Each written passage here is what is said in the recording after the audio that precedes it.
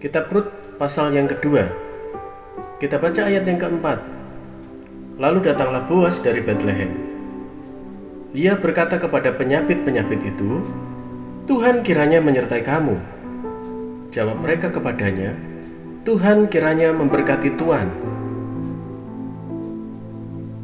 Cintakah Boas kepada Rut dalam pandangan yang pertama? Hingga ia tidak hanya mengizinkannya memungut jelai gandum yang tercecer, tapi juga mengkondisikan agar Rut dapat memungut jelai gandum yang tercecer dengan lebih banyak. Jatuh hatikah Boas pada Rut karena ketekunannya memungut jelai gandum yang tercecer, hingga ia dengan begitu baiknya memberikan perlindungan, air minum, dan bahkan mengajaknya makan siang bersama? Tidak ada yang tahu rasa apa yang bergejolak saat itu di dalam hati Boas. Tetapi jika menilik apa yang Alkitab katakan, Boas sebenarnya tidak hanya bersikap baik kepada Rut, tetapi juga kepada seluruh pekerjanya. Tidak perlu memusingkan apakah Boas saat itu jatuh cinta pada Rut dalam pandangan yang pertama atau tidak, karena sebenarnya kitalah yang seharusnya jatuh hati pada sikap Boas pada pandangan yang pertama. Kata pertama yang keluar dari mulut seseorang seringkali akan meninggalkan kesan yang mendalam bagi kita. Dan dalam kasus Boas, kalimat pertamanya dalam Alkitab ini memang begitu menarik perhatian dan membekas.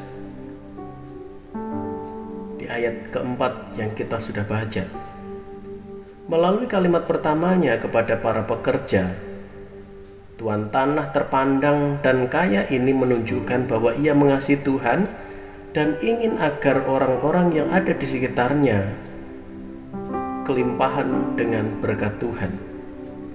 Ini sedikit banyak menunjukkan bagaimana ia memperlakukan orang-orang yang ada di sekitarnya, termasuk bawahannya. Karenanya, sebenarnya bukanlah hal yang luar biasa apabila ia memperlakukan Rut dengan begitu baik. Apalagi ia sudah mengetahui betapa menderitanya Rut sebelumnya dan bahwa ia adalah menantu Naomi, kerabat dekatnya. Boas seorang yang kaya raya tetapi sopan, terpandang tapi penuh perhatian. Model manusia seperti Boas inilah yang sebenarnya dunia selalu butuhkan. Dengan segala kelebihannya, ia tahu benar bagaimana cara menjangkau dan memperlakukan orang-orang yang Tuhan izinkan untuk berada di dalam lingkaran pengaruhnya. Apakah Anda termasuk orang yang cukup berpengaruh?